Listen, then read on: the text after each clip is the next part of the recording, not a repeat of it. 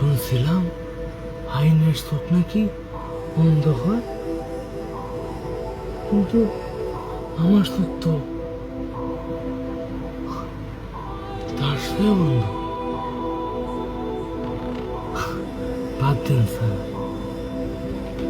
আমাকে মতো মানুষ পালায় যাইব, পালানোর জায়গা নাই। আমাকে যুদ্ধ করেই টিকা থাকতে হবে।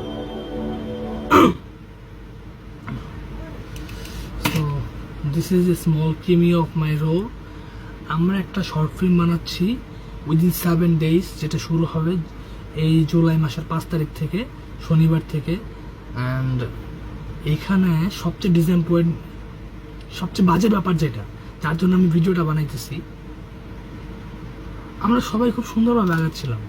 আমার বন্ধু বান্ধব ম্যানেজ কইরা আমাকে গল্পটা দেয়, যেন আমি ওনার উপর ভরসা করি অনেকটা। উনি আমাকে বলে ডিরেক্ট করবে, দেন গল্পটা দিছে। অ্যান্ড কাস্টিংয়ের প্যারায় মানুষজনের অভাবে গল্পটা সিম রাখতে পারি না, সেটা কাটছাট করতে হয়, ওনার গল্পটা ওনার থাকে না।